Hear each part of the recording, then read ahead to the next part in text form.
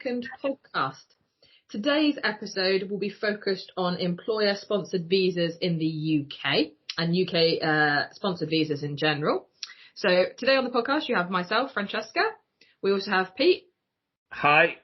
And we also have Chris joining us on the podcast today. Hello, everyone. Okay, so first of all, a little bit about UK visas in general. So in the UK visa system is managed and operated by the UKVI. They are in charge of managing the applications from all foreign nationals that are seeking to visit or work in the UK. They are also responsible, and the area that is responsible for the applications from businesses and the educational institutions in some cases who wish to become sponsors, so they are then eligible for sponsoring workers. Now, you can sponsor a worker if the job they do has a suitable rate of pay, skill level, and meets the requirements for a visa. In order for a business to do this, there are two types of sponsorship licenses available.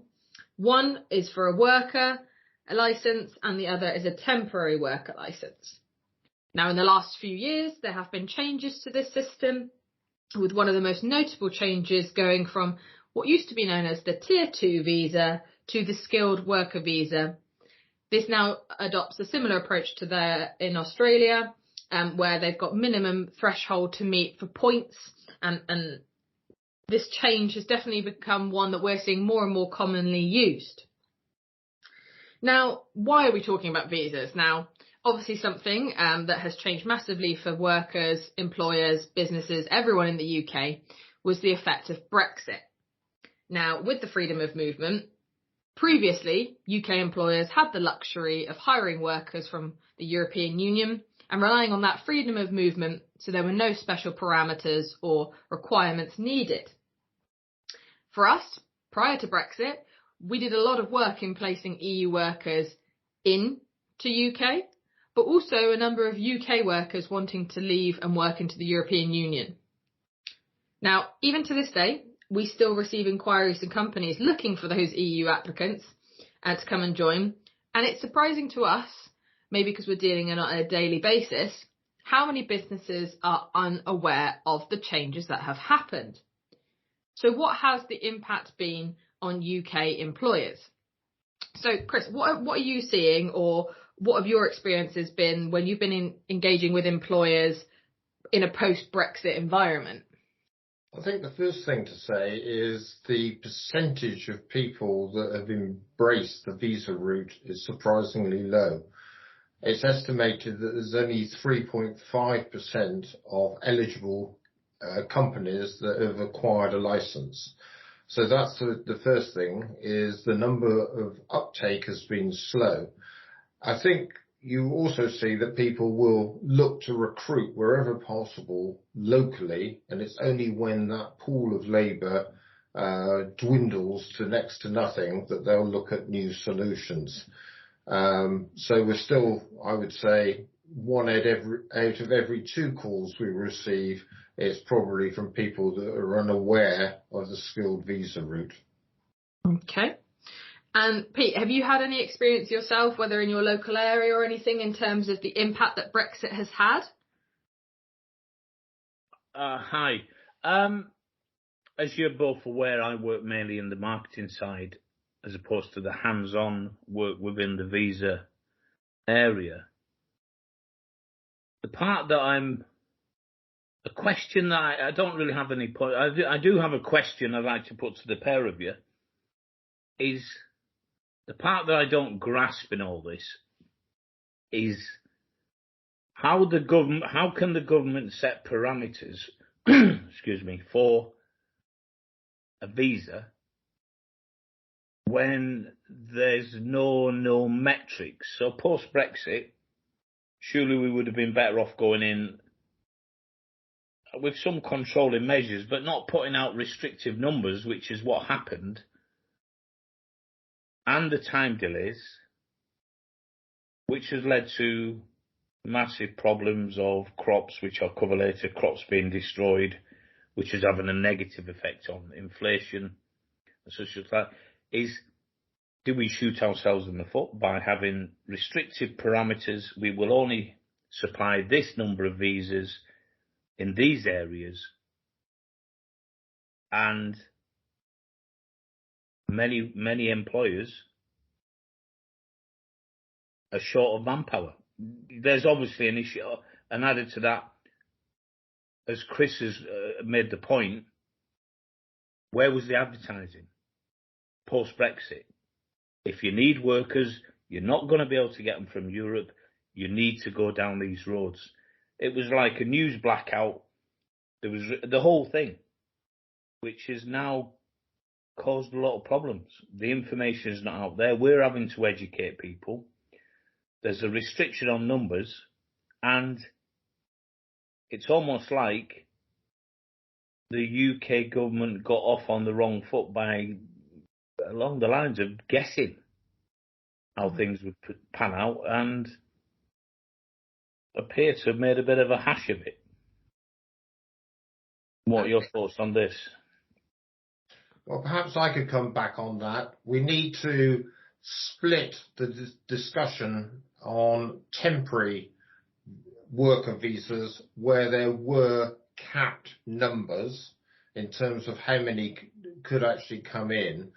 And initially it was a very, very low number, but has been increased year on year as the government has been heavily lobbied by industry. But there are still huge swathes where people can't get any form of temporary visa through. In terms of the skilled visa route, there are no limits on the numbers, providing the skills that are being sponsored fall within the skills shortage list, and that is the limiting factor.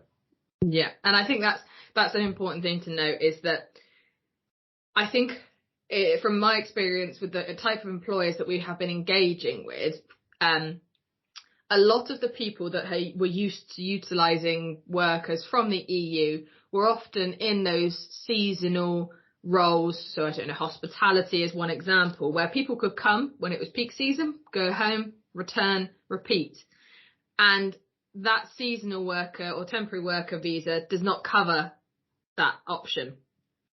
The seasonal worker falls under temporary worker, and that is only applicable to the poultry and the agricultural sector. And as Chris rightly said, through lobbying and various things, the numbers have gradually increased. So in March 2019, the original quota was about 2,500, and it's increased year on year. And then in 2022, it was about 38,000 visas available. Now with those, as you've kind of said, Pete, there are those restrictions. And beyond the restrictions just of the industries, there's only certain companies that are able to help with this. They've empowered, the government have empowered certain recruitment agencies or businesses to help supply with the seasonal workers. And the real limiting factor is obviously the length. They're only 6 months at a time. So it's not an ideal situation, and people's ability to get them, and in order to be able to find the workers, it's a challenge. It really is a challenge.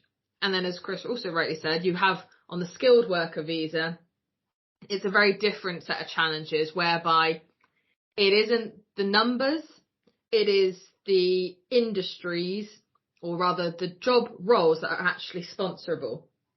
There are some that are on the list that you look at, or I personally may look at and go, that's interesting, I'm surprised that's on there. And then there are some you look at and go, how is this skill not on there? We've got employers screaming out to us, we need this, we need that, we cannot find these people. And so I do wonder sometimes how they have come to these decisions about what roles are sponsorable. Where do they get the market information in order to obtain this? Well, I don't think they actually do get the market information, which is what Pete was alluding to. I think it is a bit by guess and by God that the government set up various schemes, and they're only finding out the hard way what the impact is. And I believe Pete is going to comment on agricultural waste that's occurring. But this is a problem not just in the UK, it's a global issue that we're struggling with. And the freedom of movement that the EU gave cannot be placed by a bureaucratic visa system. I think you're exactly right, Chris. That it's almost like you get backed into we're getting backed into a hole where the answers or the solutions start to become limited. Completely changing the visa system, going away from skilled, unskilled, supporting poultry and agriculture and the temporary system to something maybe a bit more widespread where we're just getting the workers in. I can see where the government came from initially. They don't know their own people. I guess that's the problem. I listened to a podcast 4 or 5 months ago whilst in the car, and they had a UK farmer on there talking about how with incentives they were paying upwards of £20 an hour and couldn't get any UK workers involved. Now, I believe you could take it to £40 an hour and these people are still not going to be involved. Money's not the motivator. Pay them more money, they will come. It isn't happening, it hasn't happened, and it's not going to work. And this is why the crops are being destroyed. This is why there's a lot of problems in this area of employment. To what it looks like, that the leverage of the pressure was put on the unemployed, the long-term unemployed, to get them out to work, to reduce the burden on the country in terms of benefits, to offer them a good and fair wage, and they're not being attracted. This farmer I was listening to was doing his nuts about the extremes they've gone to try and lure local people to work. It didn't happen. They destroyed £3 million worth of crops. Just couldn't get the workers, and he couldn't get the workers from the visa scheme in time.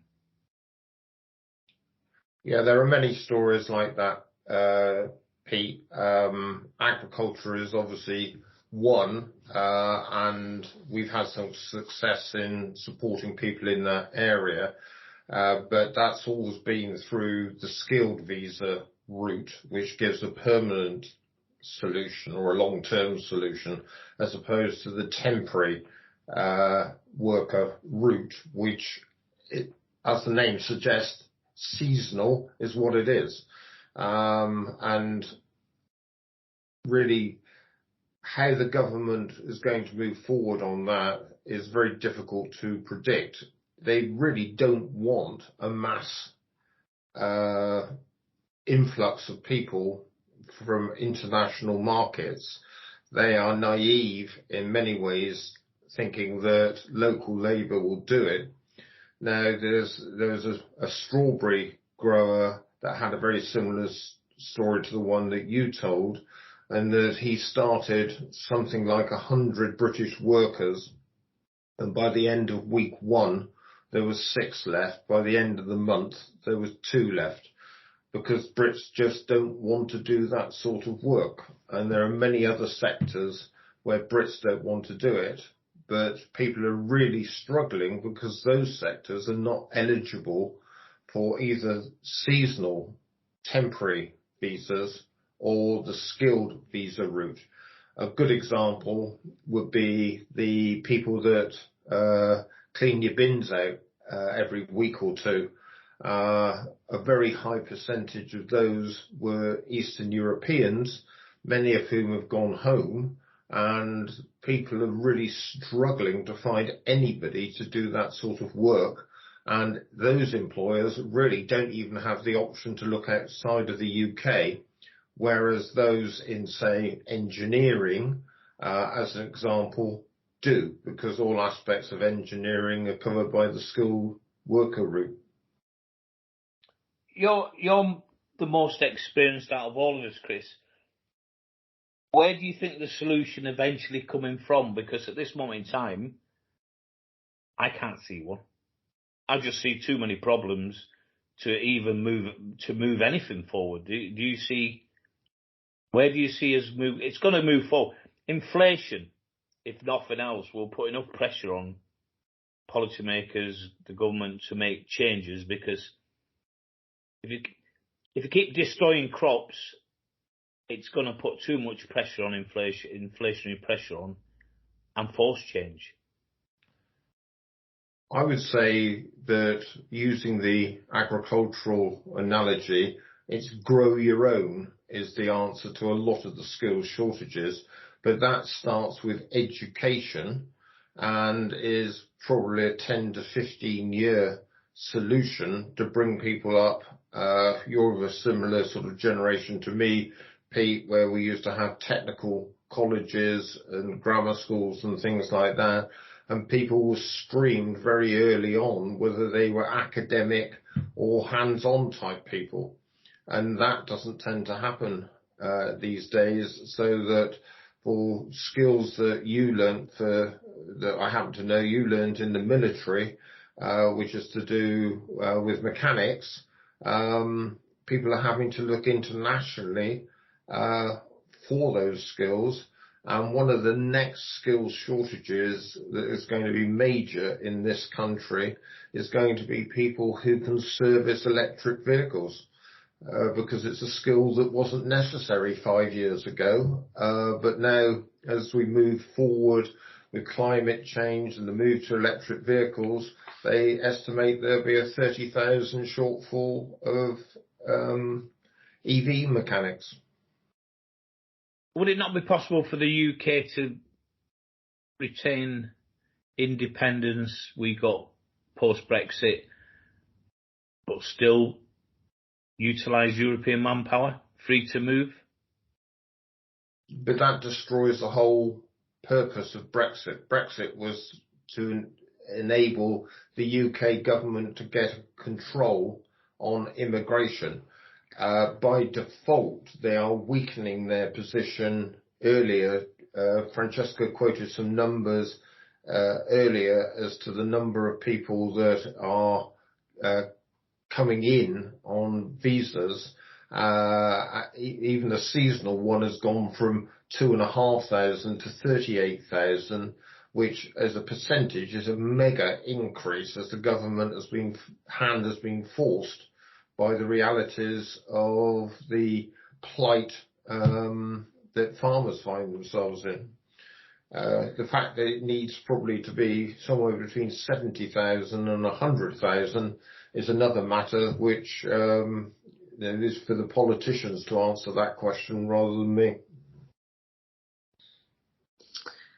I think it's important to note, obviously, we've now talked a fair amount about Brexit and possibly more leaning about the temporary visa option and the fact that we no longer have this freedom of movement option and the availability for people just to come and go as they please. And Chris, you kind of alluded to it, that I think one of the reasons for seeking independence and Brexit as a whole was to be able to control the immigration side and have a better understanding of who was coming and going, who is coming and going, so that they are aware of the workforce that is in the country. Now, the other route that we have touched on is that skilled worker visa. And I think it's important to note that whilst there have been a lot of challenges for businesses, there are some positives and there are benefits of utilising these visa systems that perhaps those who are not aware of it are not aware of those benefits. So the skilled worker visa is the main route that has now replaced what was commonly known as the Tier 2 visa. Now, we've all kind of mentioned about the fact that the seasonal worker visa has a cap on the amount of visas available. For this route, there is no cap on the amount. There is just the occupation list of eligible codes that can be used. So jobs that are sponsorable, for example, could be a mechanical design engineer, chefs, fish processing, animal technicians as examples. But there's a lot of skills that are not on there. The most common one that we get approached about is HGV drivers, which they're not on there, but surprisingly, HGV driving instructors are. So I'm not quite sure the government's thought pattern on that one when it comes to being allowed to come and educate people how to drive when they can't actually have any drivers come in. So what is our advice to employers? Now, what we do with all of our employers that come to us and say, look, we're desperate for manpower, we believe very much in going from a local, national to then an international viewpoint. So in our initial discussions, when we bring up the subject of visas, it's important from our professional knowledge to impart to the business whether they can even go down this route. So the first port of call is to check, is their job, is their industry eligible? It's also important to note whether their current offer, but that's the salary, the hours, etc., meets minimum requirements. Something that has been a real change for many employers who have previously relied on the European workforce is that for them, the approach was we can probably get away with paying a little bit less than we did previously. With the UK visas in the skilled worker route, there is minimum requirements for each industry and a general threshold that must be met for working hours and an hourly rate. And this is determined and reviewed by the Home Office. So do you think people will look at this route as a way of do you think people or do you think employers consider the visa option to be a costly exercise? In your experience, Chris, what are you finding when you bring up the subject of visas, that initial conversation, what do people say to you? Well, you've anticipated their response by your intonation that everybody thinks it's an unnecessary expense that they shouldn't have to bear. Few of them actually think the whole process through in the initial conversation, and that's part of the education that we have to bring to the table to explain to them, even if the salary rate is maybe 10% higher than they had been paying for EU workers, that if you amortize those costs over a couple of years of a visa, it probably works out to be less than £1 an hour. Now, if businesses are really running that lean, that £1 an hour is going to make the difference between them surviving or going bust, then they probably don't want to go this route anyway. Now, we have no real problem in convincing people that they need to pay a competitive rate, but the point that we have to make very early on is the competitive rate has to work against a global market, not just a UK market, because if people want chefs, for example, the going rate is X in whatever country it is, and if the UK is X minus 5%, they're not going to get the people. In fact, it probably needs to be X plus 5% to get any interest. But we get no real problem with interested parties in bringing home to them the realities of putting a package together. And it isn't cheap, it isn't easy, it isn't quick. And if I was an employer, my thoughts would be, well, do I really want to be paying £2,000 to £3,000 additional costs to get a worker into the UK? The answer is, if your business is dependent upon having a workforce that can execute against your sales requirement, then you haven't got much choice. You have to have the workers there to be able to do the work. And the message is slowly being taken on board with those that we are engaging with.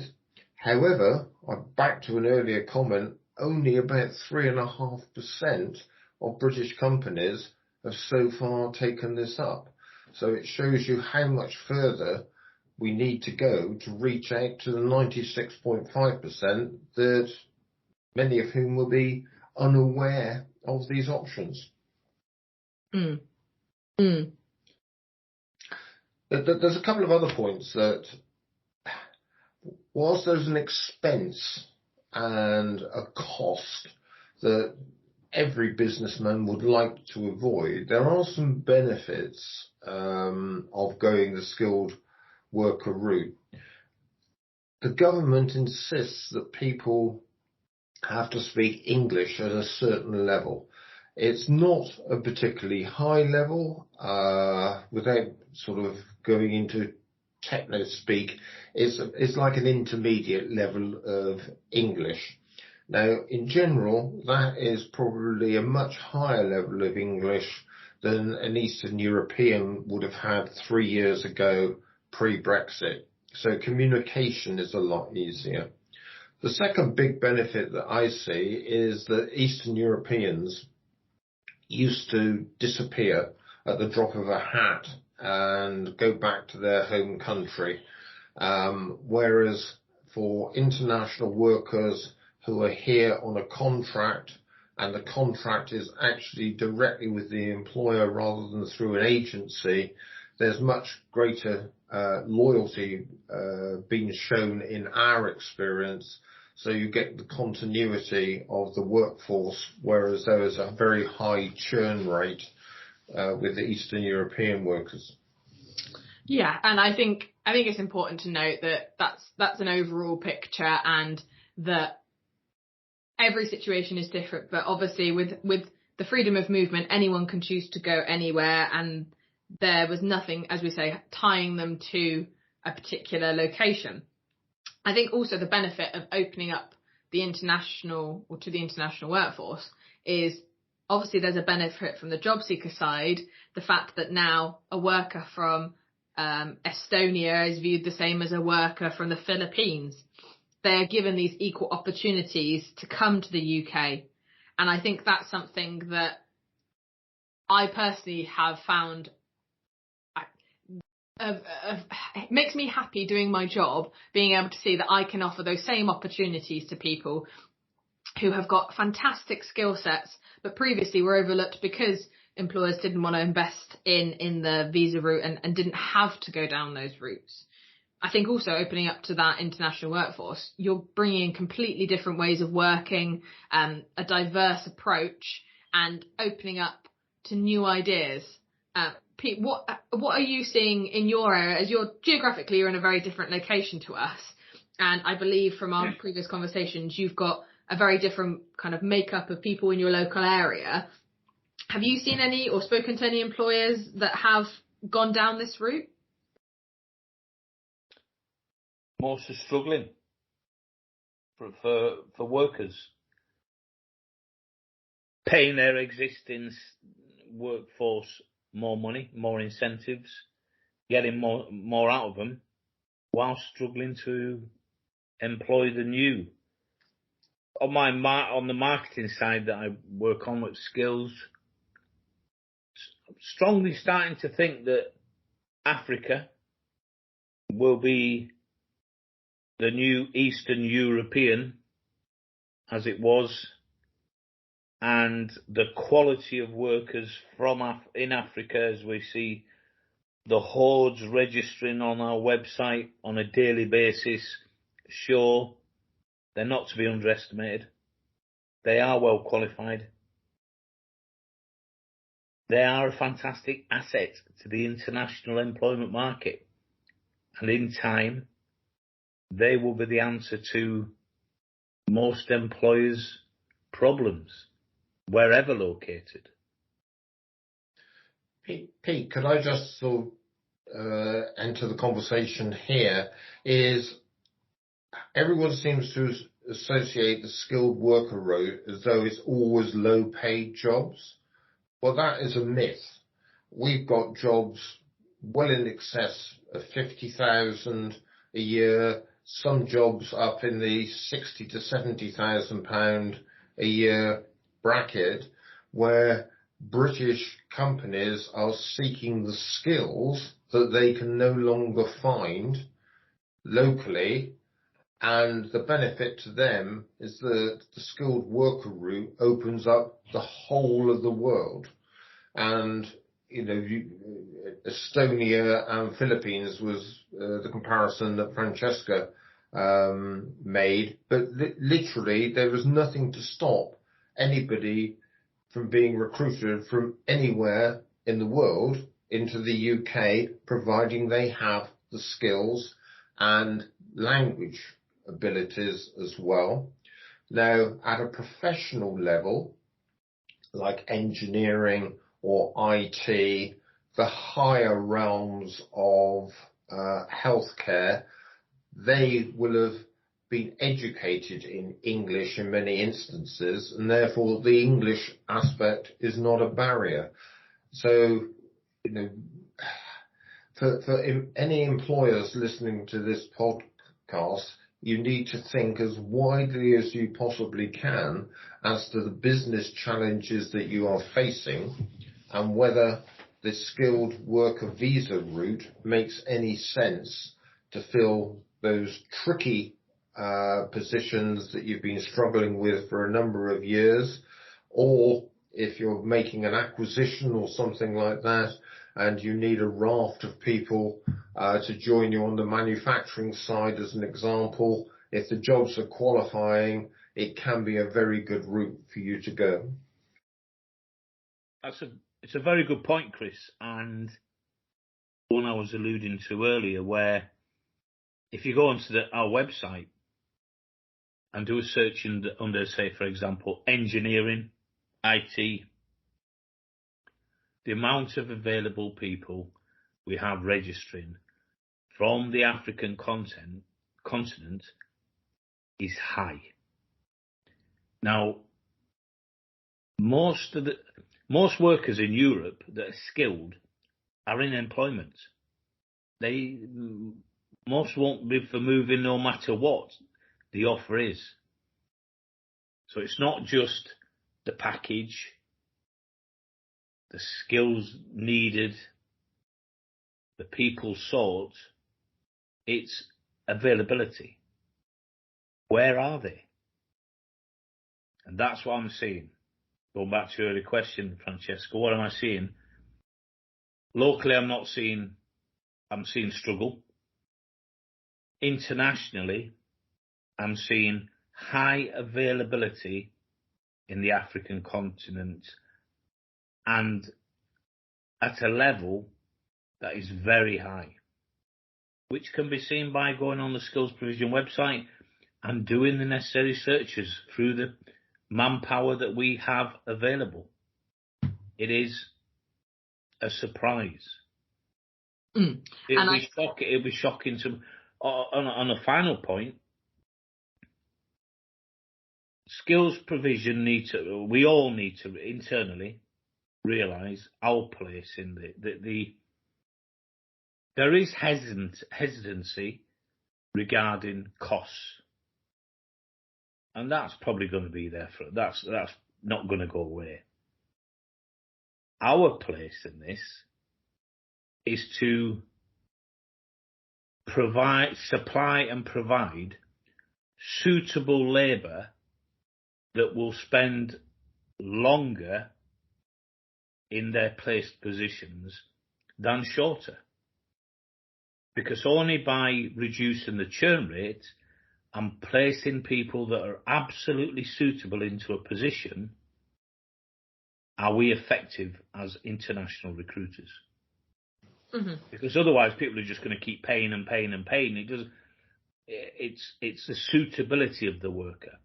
That's where we're called on to, and we do. I mean, we've placed hundreds of people into the fisheries sector, and when I spoke to you, Francesca, about like the churn, it is minute compared to the average. We're placing people that are suitable who want to be there. Exactly, and I think it's important to note that, like with any situation, isn't there, that you can find the right people, but it's also important, and this is potentially, it's something that I said was a positive in terms of opening up that diverse workforce, but it can be a challenge, and we've seen some employers tackle this in not such good ways and have learned through time, and others that have really gone head on with making that conscious decision to embrace, make people feel welcome, adapt approaches, open up discussions to get these workers better placed, not only just in the work environment, but also in the UK as a whole, because the drive and the attraction of the UK, when I'm speaking to workers from India, Africa, wherever it may be, they all say the same thing. It's like, my dream has been to come to the UK. The UK life is something that I want. I want a better life for myself, for my family, for education. So there is that attraction there. Just moving on into another positive is that something you kind of touched on as you were talking about the longevity, is that with the skilled worker visa, there is the option to sponsor a worker for up to 5 years in one go, and then they can apply for indefinite leave to remain and become a permanent resident. So there is that plan with that worker that they can become a lifelong and a permanent employee beyond the visa route.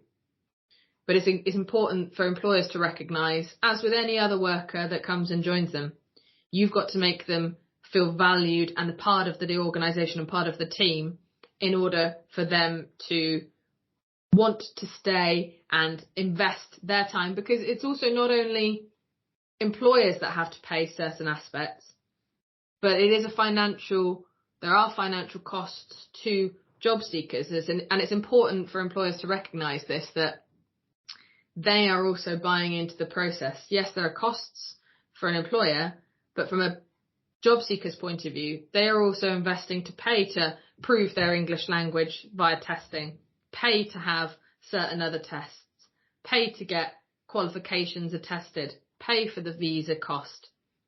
So for them, they are buying into the process themselves. Did you have any other comments you wanted to add, Chris? Oh, I think that's a very important point. And it's a fairly easy sale to any candidate, the opportunity to come into the UK for the reasons that you mentioned. It's very often been a lifelong dream to find a job in the UK, and it's life-changing for many of the people. And many of them plan a route to come themselves, very often on their own, and then 6 to 12 months later they'll look to bring their families across. And once someone does that, I think you're pretty confident that they're going to be here for the long term. And that is a key point, is the reduction in the churn rate, as Pete calls it, in that I think our turnover on the skilled worker route is probably 1 to 2%, would you say, Francesca? Yeah, I think that's probably a fair. Whereas generally when we were bringing in Eastern Europeans, it was probably 25-30%. I think also when it came to pre-Brexit is that they knew workers from Eastern Europe, were viewed as being, and are viewed as being, a very good, solid workforce. So they knew their value, and rightly so, because they've earned that reputation. So people will be willing to pay maybe just a little bit more than their competitor down the road, so that they would look to entice those workers. And there's nothing stopping them from going for another position to another. If anyone in those sort of positions, when a few pounds here and there can make a lot of difference, you're going to go for those higher offers. And that's why I kind of talk about the experience and everything around the job, not just the job itself, making them feel welcome in the organisation. Now, something else that we touched on at the beginning was the time frames involved. Now, I think all three of us on this conversation we generally have this feeling that whenever an employer contacts us, they wanted workers yesterday, 2 weeks ago, 3 weeks ago, they wanted them. With these routes that we're talking about, we know that this is not how it works. These solutions are not quick solutions, either with the temporary or with the skilled worker. With the seasonal worker, it's a shorter process, but it still requires that forward planning. For a skilled worker visa, there's a lot of moving parts to this. So I could be talking to employers out there that perhaps already have their sponsorship license. So that means you're one step ahead of another business. But there's many businesses out there that don't have their sponsorship license. And this is one step. From a process of a client coming to us and saying, look, I want workers, I want to go down the visa route, our kind of best estimation from start to finish is between 1 to 3 months. It very much depends. And some of those things are very much out of our control, candidates' control. There's a lot of time and processes that are governed by the government, the Home Office, the UKVI, and the processes involved. And also the unexpected, such as COVID. Yes, and the unexpected, such as COVID. So our advice to employers is that if you are looking to go down this route, is you need to be ready. And by being ready, I don't necessarily mean just knowing what you want. It's buying into the process of, okay, I need to have these documents. I need to have these things ready. I need to be ready to do this. I need to have my offer letter ready. I need to be thinking about all of the other things around a candidate. Now, the support we offer. So what has our guidance been to employers? So industries, we've touched on some that we've helped with, but agriculture, food processing, manufacturing, construction, engineering, hospitality, the energy services. Those are all industries that we've got first-hand experience with hiring and sourcing for the employer-sponsored visas. Now, how do we help? So one of the things that we think sets us apart is we have got the international reach. Since Skills' inception, we have been focused on the international market. We believe in recruiting without barriers and finding the right person for the right position. Now, with these visas, this has made this even easier for us to help employers, connecting those international workers with UK businesses.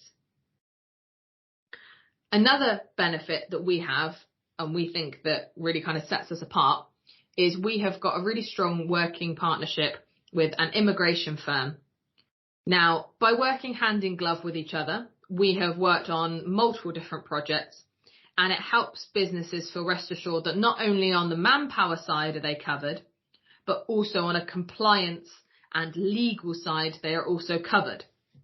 And this is something that is very important to note, that with the visa system, something that I think in my eyes has been a benefit, but I can imagine sitting on the other side might feel like a negative, is that as part of an employer responsibility, there is a certain level of expectation of management of what they call the sponsorship system. So maintaining and knowing where your workers are, updating regularly, and things such as that. I think this is actually a benefit because now people are more aware of their workforce and who they have working for them. Whereas previously, I think sometimes there was a tendency to perhaps not necessarily be aware of who was coming and going, or maybe not investing as much in their workforce. Actually, I think the key point here is the Eastern European people, a high percentage of those were employed by agencies that then subcontracted them to the end employer, but they were never employed by the employer. They were just there as units of labour, and the integration that we've been talking about rarely happened, whereas the thinking behind the skilled worker route is completely different in that they will be the client's employee from day one, and therefore the control lies with the employer. Mm-hmm. Mm-hmm. Pete, I believe you were saying that you've seen, or you have a colleague or a previous friend who they were utilising a lot of agency workers pre-Brexit. Yes.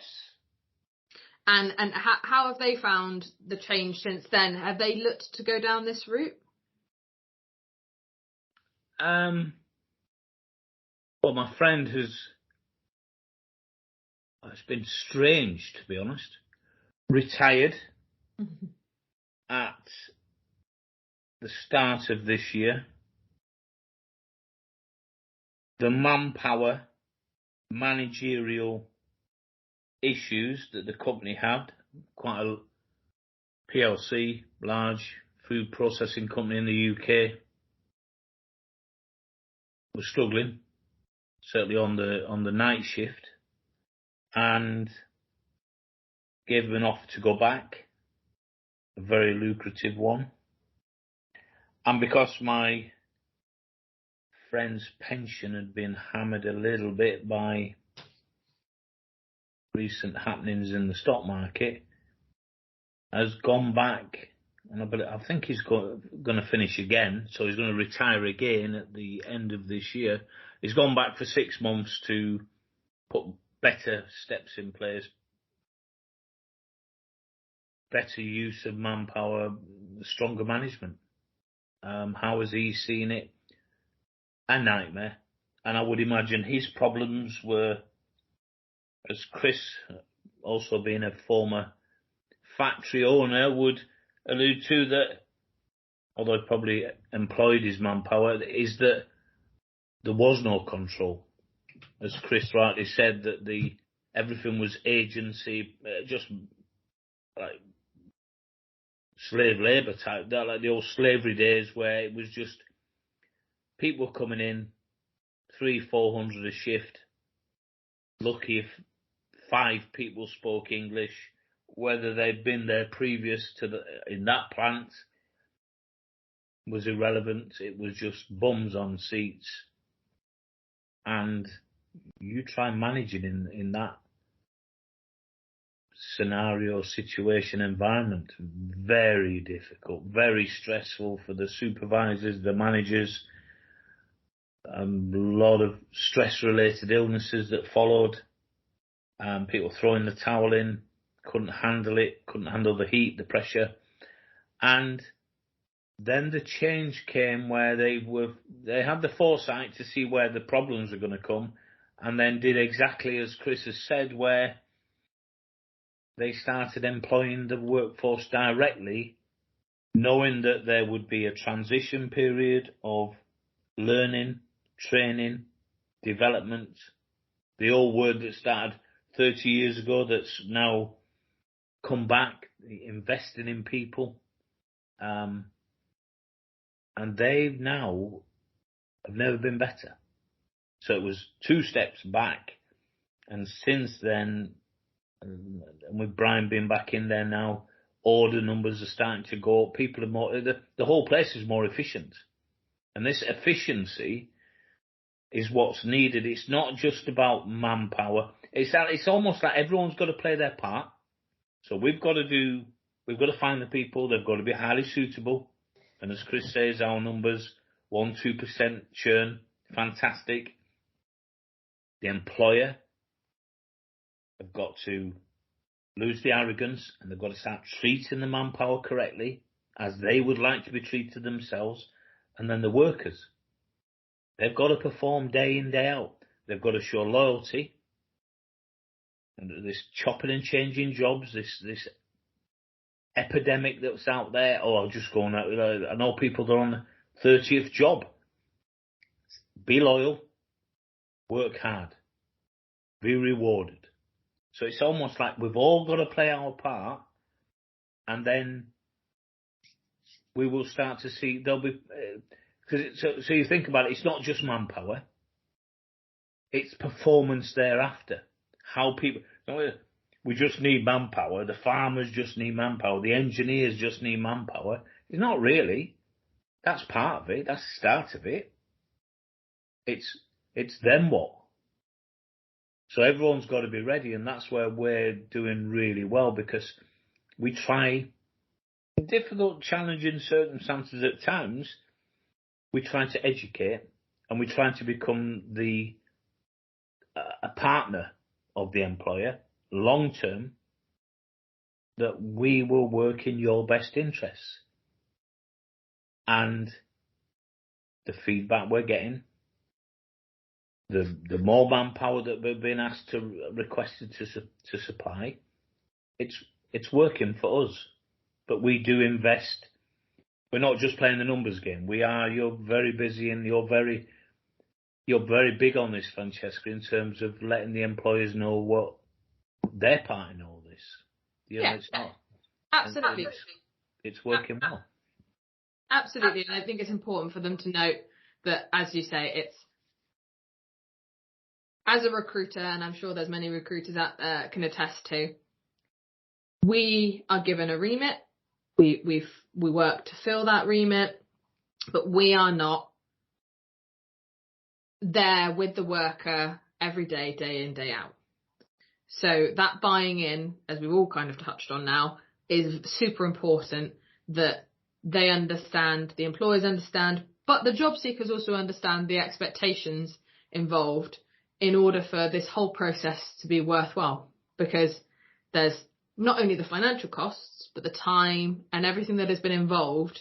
Everyone wants to see a positive outcome from this. I'd just like to touch on a story from yesteryear, and it's not in this country, so I can't offend any British employers who might be listening. This was in Australia, and we were doing some major recruitment for someone in the oil and gas industry, and it was going very well in terms of we were finding the right people, they were taking them in, but their net numbers never seemed to increase.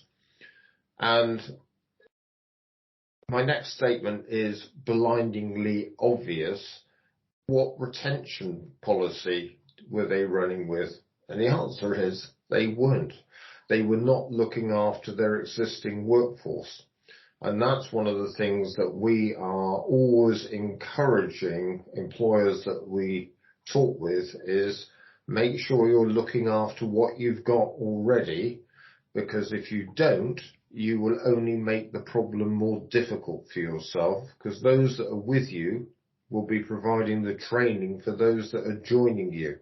And there's no better motivation than a genuine welcome from the shop floor.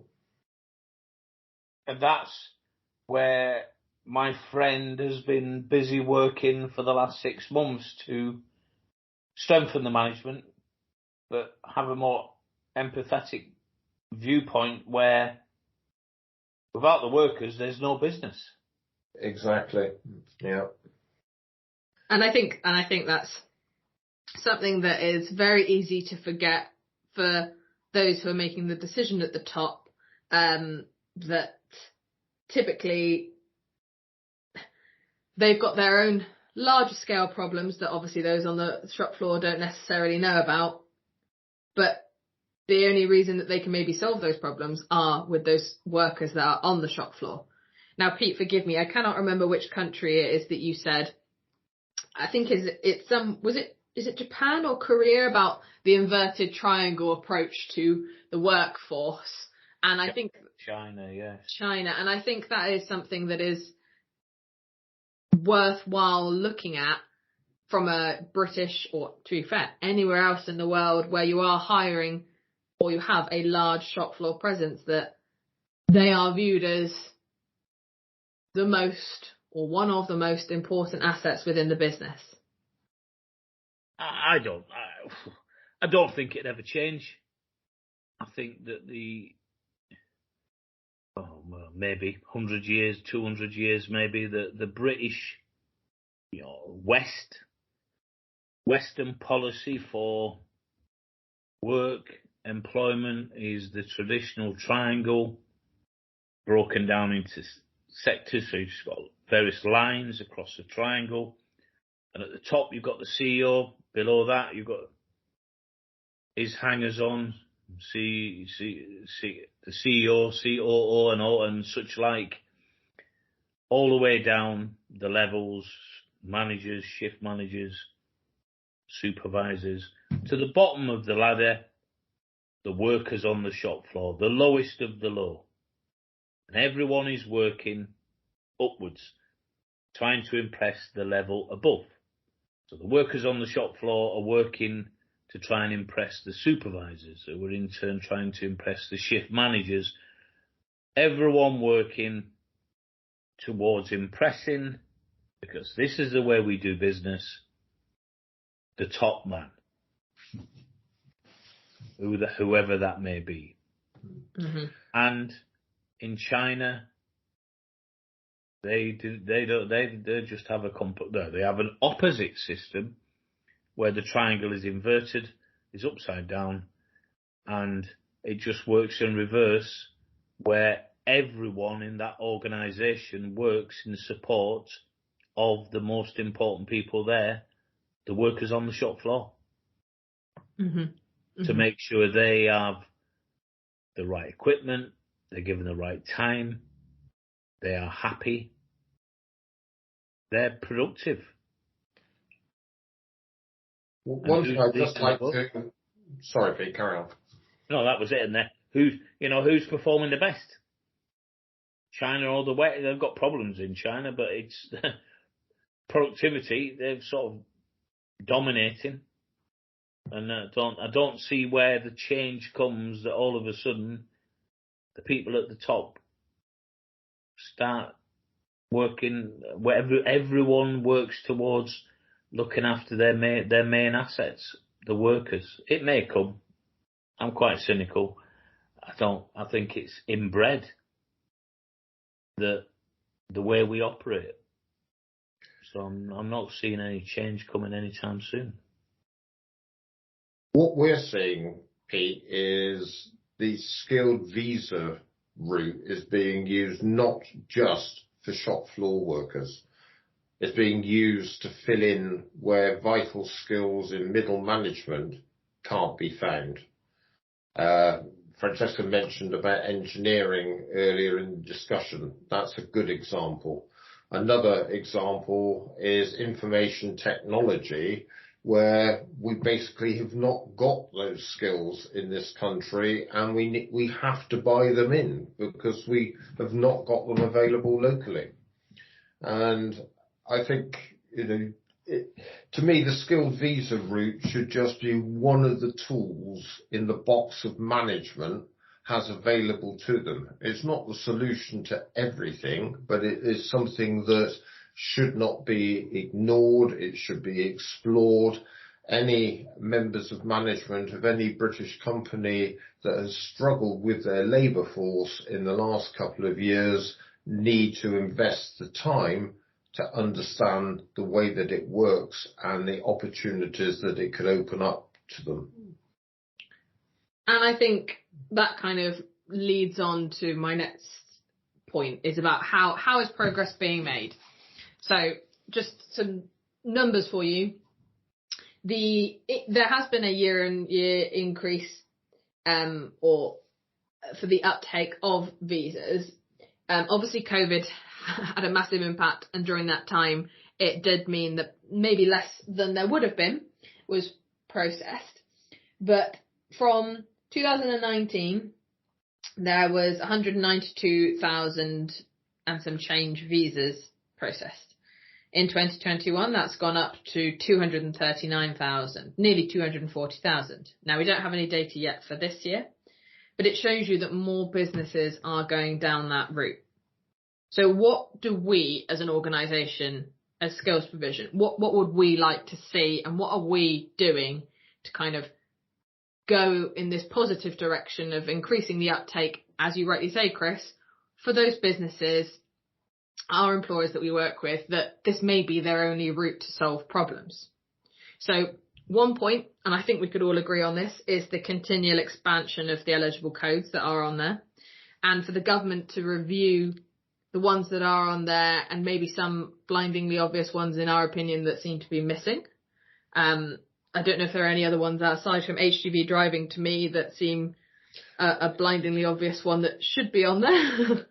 It would be lovely if it was, because it would make our job very easy. But you have to go back to what is the motivation for the British government. The British government wants to get British employers to increase the wages for the British workforce, and that has certainly worked as far as HGV drivers, who've probably seen their wages move from about £12 an hour to £16 an hour due to the shortage factor.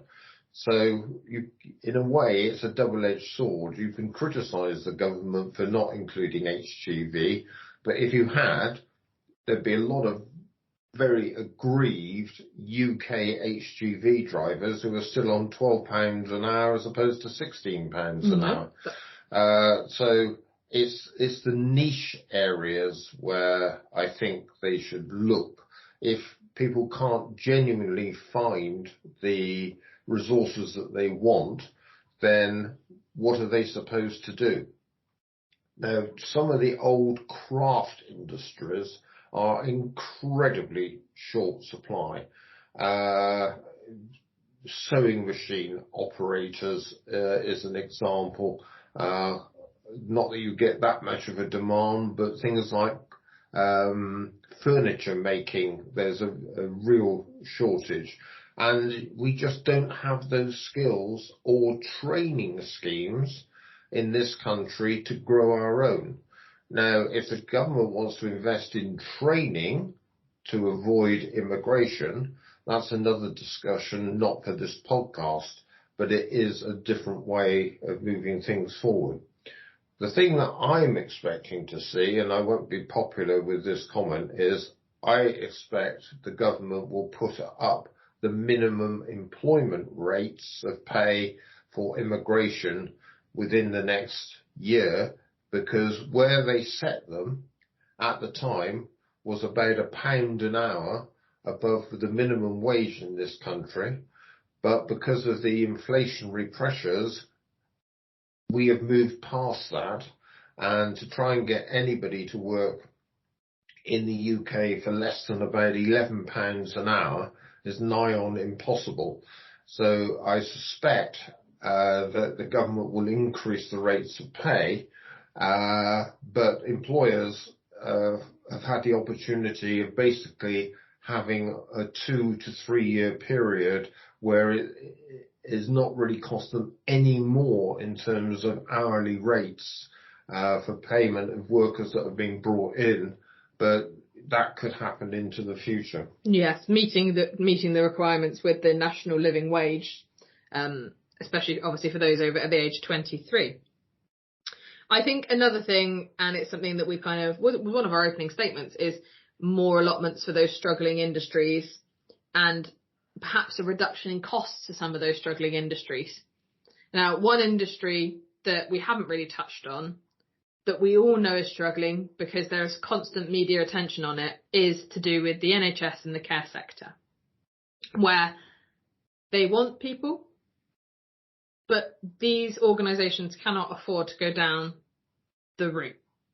So what other methods or routes could become available for these businesses? It's such a simple solution which we put to the government in April 2020, is the government has created this situation of this massive shortfall, so they should pick up the cost of immigration for anyone in the care sector, not force those costs onto the NHS / which is the government anyway, or the private sector, which is bust in many respects because of the very poor rates of reimbursement that has been forced through, and is no longer profitable for people to be operating care homes or care in the community type businesses.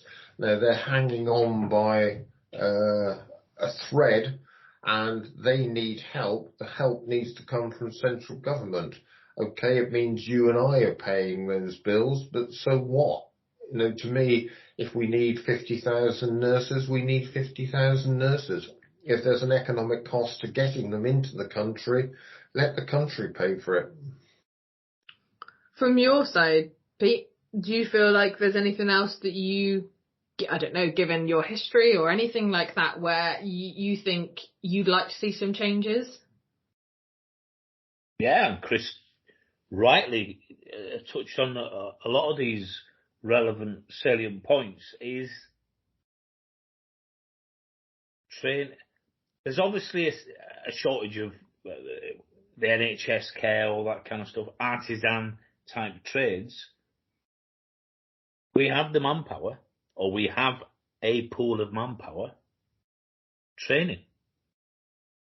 You take the long-term unemployed and you train them to be sewing machine operators, furniture repair. Slow time. Pay them fairly. Build their confidence. The disabled. We're big at skills provision on ethical recruitment. All those prison leavers, long-term unemployed, the no-hopers of society. Let's get systems in place to start motivating, to give them something to do, to give a purpose in life, and to start making them productive, to feel worthy, have self-worth. That will make a difference. Not, we'll have them in the fields and we'll hold it. That ain't going to work. £50 an hour ain't going to work. They're never up for that. But slowly nurture, slowly develop. We've got a massive, and then integrate them into normal society. That's where the answer is. We've just never done it properly, and we never seem to have. It's almost like the sledgehammer to crack a nut. We will force by various means, which has never worked, but they've never done it properly. Mm-hmm. By giving people self-respect back, by giving people a purpose in life to get out of bed and to do something worthwhile. Because there's nothing better. Do a good bit of work, be treated well, be congratulated for it, and then you want to keep repeating. And that's what I see. We need to change as a society, I think, to be honest. But the leadership for such programs can't come from the private sector. Execution of the programs can come from the private sector, but the leadership has to come from central government to create the means to be able to put such schemes in place. I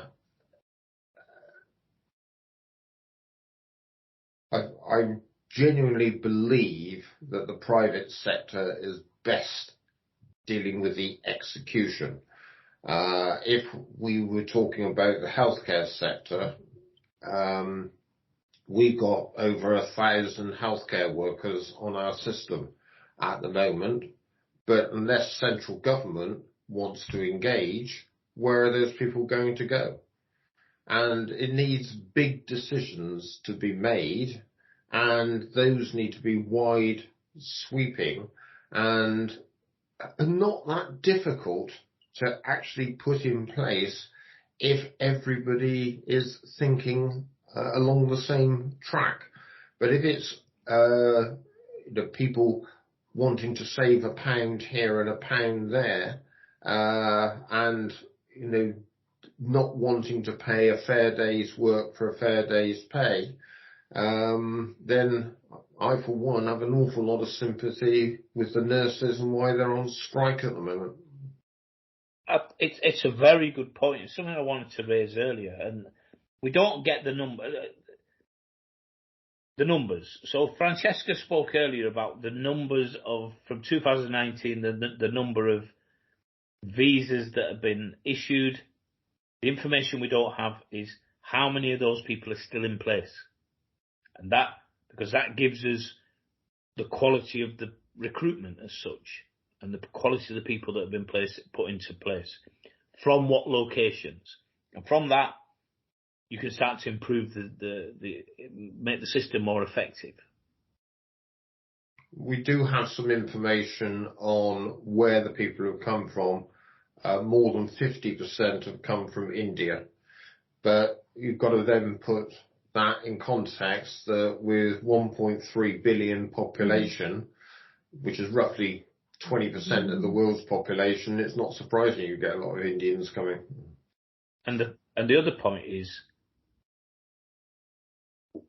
whilst a lot is made of daily rates of pay, understandable, and it's an area we have challenges in and operate around, is that the part that we don't realise, let's say we do a fair bit of work in the fisheries industry, so that the cost of, let's break it down, blocks of 10 new workers going into the factory, the same factory where we've placed a lot of workers, at a cost of X, our fees, visa fees, fees for fees, support and accommodation, will be, let's call it X. The part that we don't realise, and this is where it's almost like the employer wants it all their ways, is how much money for the company does one worker produce? The return of investment. Exactly, the ROI on that. And I believe, look, in some areas, the ROI for someone that could be banging away for 12 hours a day, processing fish that's been sold at a premium, is massive. So it's almost like that the employers are looking at it, it's going to cost me this, it's going to cost me that. Yeah, obviously. But what can these workers do for your business? Like, we're not, what was it, in 2022, 60 million pounds worth of crops were destroyed. So what if we had the workers in place and nothing was being destroyed? We're not losing businesses are not losing 60 million. So it's almost like, it's a little bit like three-card brag, and they're playing cards with the experts. Everyone wants to slightly marginalise their own position for the benefit, rather than being more open, upfront, and willing to give and take in both measures for the benefit of getting people into work. Because the more people get into work, the better everything's going to be for everyone, even central government. Has to be more tax, less of a burden, and it's like the unseen part of it. I'm the same as Chris. If the workers are mistreated and they're not paid for, strike. Make it known, because if you don't do anything, then there's no changes. You're just going to keep maintaining the status quo. Nothing's going to happen. No changes coming. Clearly, the employers that have gone down this route must be enjoying an acceptable return on investment. Otherwise, they wouldn't be doing it. They may not have known quite what the return on investment was going to be when they took the plunge, and maybe the first 6, 8, 10 workers was a little bit of a gamble on their side, because they would have been worried about whether their processing rates for the teams would be at the level that they needed to be to bring an economic benefit.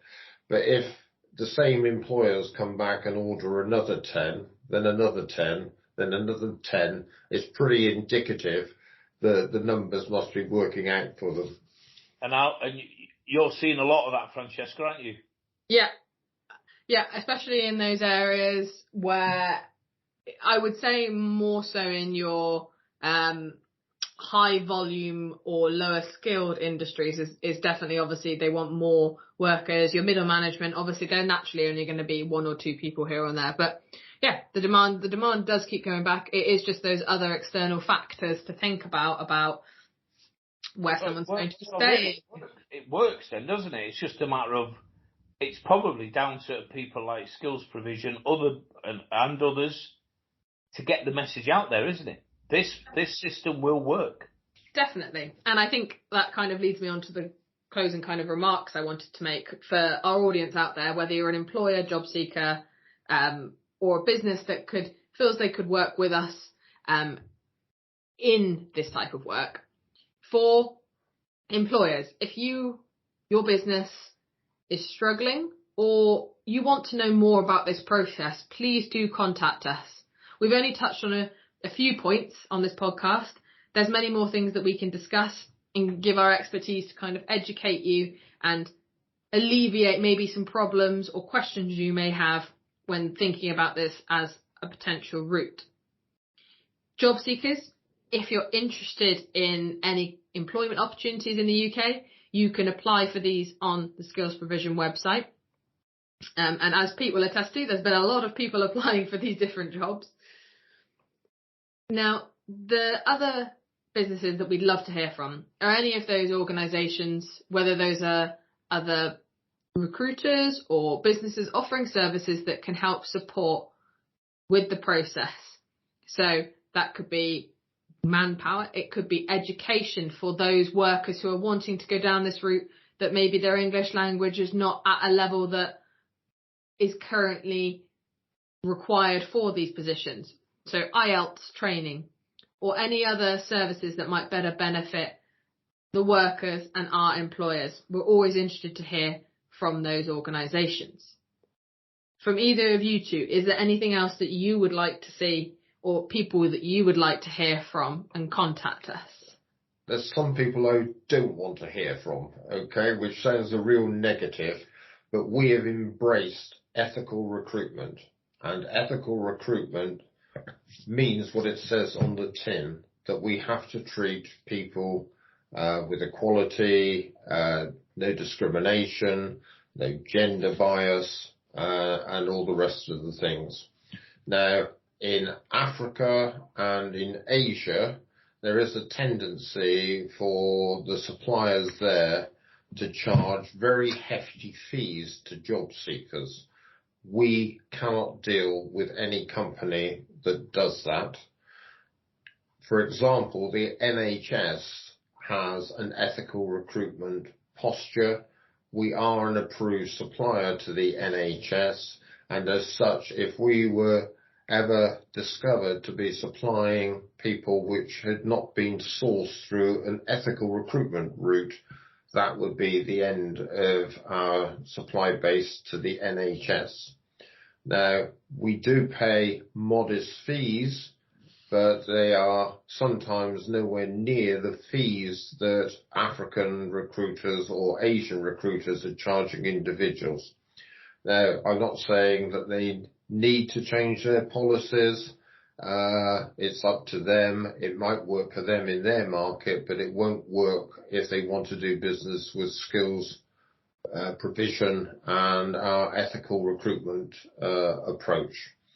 So please address exactly your own means of recruitment before approaching us. And Pete, from your side, is there any sort of organisations or people that you think you'd like us to hear from? Yes, this podcast focusing on the UK market, I'd like to hear from visa specialists throughout the international market, because the problems that we see within the UK, whilst different, slightly different twist, the non-Brexit, haven't gone through the Brexit issue, but there are problems internationally. And if We do work with in Australia, the likes of Canada and many countries, US. So visa specialists internationally, reach out. We'd be interested to talk to you and the services that you can offer and the support that you can provide our growing employer base. Okay. Well, thank you to all our listeners out there. From me, Francesca, it's goodbye. And Pete, goodbye and have a nice holiday. And Chris, with season's greetings for Christmas 2022. I hope everyone stays well and stays safe. See you on the next podcast.